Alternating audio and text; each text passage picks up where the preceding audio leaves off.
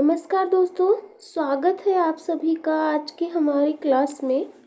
और जैसा कि आपको पता है कि एसएससी चंडीगढ़ का जो पेपर है 2022 का शिक्षक भर्ती का, वो एकदम नज़दीक आ चुका है। तो आप जितने ज़्यादा क्वेश्चन की प्रैक्टिस कर लेंगे उतना ही ज़्यादा अच्छा रहेगा। तो इसके लिए ये वन लाइनर प्रश्न आए हैं।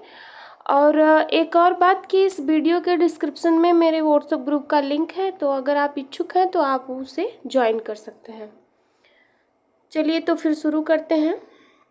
पहला है, स्वच्छ जल से भरे तालाब की गहराई 3 मीटर प्रतीत होती है। यदि हवा के सापेक्ष जल का अपवर्तनांक 4/3 हो तो तालाब का वास्तविक गहराई क्या होगी? तो तालाब की वास्तविक गहराई 4 मीटर होगी। लेंस की क्षमता का मात्रक क्या है? डायोप्टर है।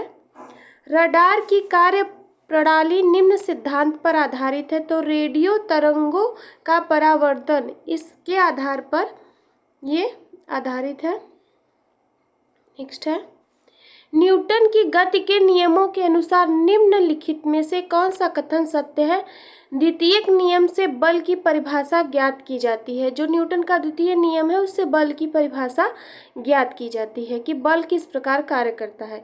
किसी पिंड के उस गुणधर्म को क्या कहते हैं जिससे वह सीधी रेखा में विराम या एक समान गति की स्थिति में किसी भी परिवर्तन का विरोध करता है? जड़त्व का नियम।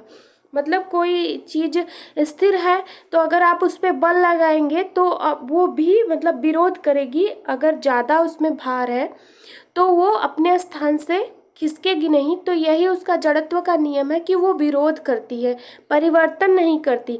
यदि वो चल रही है तो फोर्स लगाते हैं तो वो रुकने के लिए भी थोड़ा सा फोर्स अपना लगाती है। लेसर निम्न सिद्धांत पर कार्य करता है। विकिरण का उद्दीप्ति उत्सर्जन। दलदल में फंसे व्यक्ति को लेट जाने की सलाह दी जाती है क्योंकि क्षेत्रफल अधिक होने से दाब कम हो जाता है।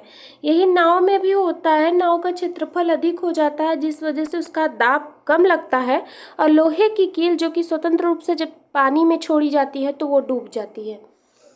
बर्फ के टुकड़ों को आपस में दबाने पर टुकड़े आपस में चिपक जाते हैं क्योंकि दाब अधिक होने से बर्फ का गलनांक घट जाता है। मोटर कार में शीतलन तंत्र किस सिद्धांत पर कार्य करता है? तो केवल संवहन पे कार्य करता है। मोटर कार में जो एसी लगी होती है वो किस पर कार्य करता है? तो संवहन पे कार्य करता है। जीवित प्राणियों के शरीर में होने वाली निम्नलिखित में से कौन सी एक प्रक्रिया पाचक प्रक्रिया है? प्रोटीन का एमिनो अम्ल में विघटन होना। प्रोटीन का पाचन एमिनो एसिड में टूटना ही उसका पाचन होता है।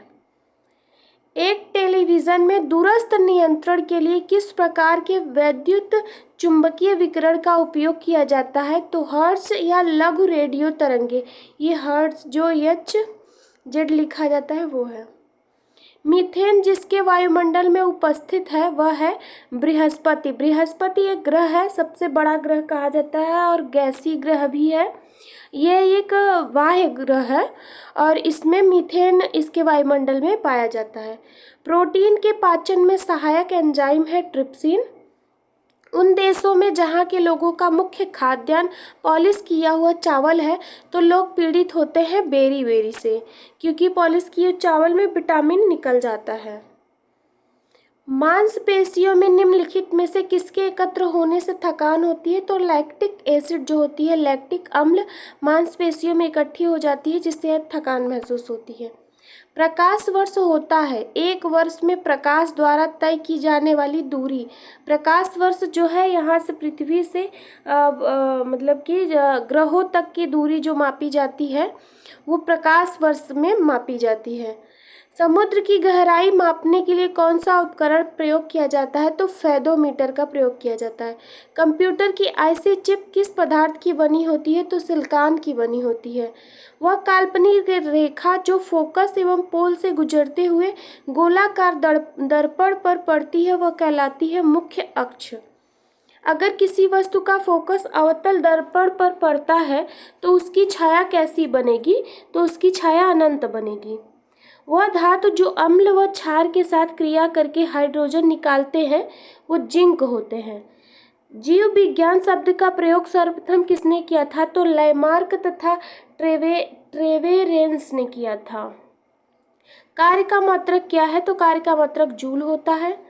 प्रकाश वर्ष की इकाई क्या है? तो प्रकाश वर्ष की इकाई दूरी है। प्रकाश वर्ष का प्रयोग हम दूरी मापने के लिए करते हैं। एक ही तत्व के परमाणुओं से मिलकर बना पदार्थ कहलाता है, तत्व कहलाता है। दो अणुओं या दो से अधिक तत्वों की मात्रा के विचार से एक निश्चित अनुपात में संयोग करने से बना पदार्थ कहलाता है यौगिक। मतलब दो तत्व हैं, उनके निश्चित मात्रा है, मतलब कि अगर दो अणु इसके हैं, तत्व इसके हैं, तो दो उसके, दोनों को मिला के जो संयोग बनता है उसे यौगिक कहते हैं। किसी ध्वनि स्रोत की आवृत्ति में होने वाले उतार चढ़ाव को डापलर का प्रभाव कहते हैं। कोई कण 1 सेकंड में जितने कंपन करता है उस संख्या को कहते हैं आवृत्ति। वायु में ध्वनि की चाल 332 मीटर प्रति सेकंड होती है। यदि दाब बढ़ाकर 2 गुना कर दिया जाए तो ध्वनि की चाल क्या होगी?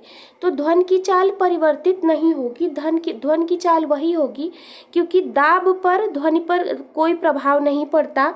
और जो है क्वेश्चन पूछा जाता है कि निर्वात में ध्वनि की चाल कितनी होती है, कितने मीटर पर सेकंड होती है? निर्वात में ध्वनि की चाल कितने मीटर प्रति सेकंड होती है? तो ध्वनि में जो है निर्वात में ध्वनि उत्पन्न तो होती है लेकिन गमन नहीं करती। मतलब अगर एक रूम से सारी वायु को निकाल दिया जाए तो वायु न होने के कारण वो रूम निर्वात कहा जाएगा, और वहाँ पे आपस में जो लोग बातें करेंगे तो उससे क्या होगा, एक दूसरे को उनकी बातें नहीं सुनाई देगी, क्योंकि निर्वात में ध्वनि गमन नहीं करती है। तो क्या है कि ऐसे ही चंद्रमा पे जो है वायुमंडल नहीं होने के कारण वहाँ आपस में बात करेंगे तो एक दूसरे को उनकी आवाज़ नहीं सुनाई देगी, क्योंकि वहाँ निर्वात है। पारसेक की इकाई क्या है? दूरी है। आपने देखा प्रकाश वर्ष की इकाई भी दूरी है और पारसेक की इकाई भी दूरी है। निम्नलिखित में से कौन धातु होते हुए भी विद्युत कुचालक है? धातु है शीशा, लेकिन विद्युत कुचालक है, मतलब शीशा में विद्युत जल्दी स्थानांतरित नहीं होती है। निम्नलिखित में से किस अधातु में धातुई चमक पाई जाती है? ग्रेफाइट और आयोडीन में। एक गुब्बारे में हाइड्रोजन और ऑक्सीजन गैस के बराबर अणु हैं। यदि गुब्बारे में एक छेद कर दिया जाए तो हाइड्रोजन गैस तेजी से निकलेगी। कपूर के छोटे छोटे टुकड़े जल की सतह पर नाचते हैं। पृष्ठ तनाव के कारण, सरफेस टेंशन के कारण वो जो है सतह पर ही नाचते हुए दिखते हैं। पानी का घनत्व अधिकतम होता है 4 डिग्री सेल्सियस पे, और 0 डिग्री सेल्सियस पे पानी बर्फ बन जाता है। यदि 2 उपग्रह एक ही वृत्ताकार कक्षा में चक्कर लगाते हैं तो वे वेग उनके समान होंगे। पृथ्वी की परिक्रमा कर रहे एक उपग्रह से एक पैकेट छोड़ दिया जाता है तो उपग्रह के साथ उसकी चाल से पृथ्वी की परिक्रमा करेगा। मतलब आप पृथ्वी जिस पथ पे घूम रही है आप उसी पर घूमते हुए अगर कोई पैकेट छोड़ देंगे तो वो क्या है कि वो गुरुत्वाकर्षण के नियम के अनुसार वो उसी पर जो है वो परिक्रमा करेगी पृथ्वी के साथ ही। एक यौगिक है अमोनिया, एक यौगिक है। यंग प्रत्यास्थता गुणांक SI मात्रक है न्यूटन प्रति मीटर 0.2 का। कैंडेला मात्रक है ज्योति तीव्रता का, इसको इस प्रकार लिखते हैं CD। जल एक यौगिक है क्योंकि इसमें रासायनिक बंधों से जुड़े हुए 2 भिन्न तत्व होते हैं। कि यौगिक आपने देखा था कि 2 भिन्न तत्व समान मात्रा में हो उनको यौगिक कहते हैं। तो जल जो है एक यौगिक है क्योंकि वो 2 भिन्न तत्वों से मिला रहता है। वह विज्ञान जिसका संबंध जीवधारियों के अध्ययन से होता है जीव विज्ञान कहलाता है। फाइकोलॉजी में किसका अध्ययन किया जाता है? तो शैवालों का किया जाता है। जूल निम्नलिखित में से किसकी इकाई है? ऊर्जा की। मात्रकों की अंतर्राष्ट्रीय पद्धति कब लागू किया गया? 1971 में। चमगादड़ अंधेरे में उड़ते हैं क्योंकि चमगादड़ पराश्रव्य तरंगे उत्पन्न करते हैं। बर्फ में स्केटिंग करना प्रदर्शित करता है कि दाब बढ़ाने पर बर्फ का गलनांक घट जाता है। दाब जब बढ़ाते हैं तो बर्फ का गलनांक घट जाता है, इसीलिए जब दो बर्फ को लेके हम आपस में दबाते हैं तो एक दूसरे से चिपक जाते हैं। स्टेनलेस स्टील एक मिश्र धातु है, जबकि वायु एक मिश्रण है। वायु में बहुत सारे धूलकण और गैसों का मिश्रण है। पर्यावरण का अध्ययन जीव विज्ञान की किस शाखा के अंतर्गत किया जाता है? तो पारिस्थितिकी के अंतर्गत किया जाता है। फूलों के संवर्धन के विज्ञान को क्या कहते हैं? फ्लोरिकल्चर कहते हैं। तो बस आज का क्लास यही समाप्त होता है, फिर नेक्स्ट देखेंगे। आप लोग तैयारी करते रहिए। बहुत बहुत धन्यवाद।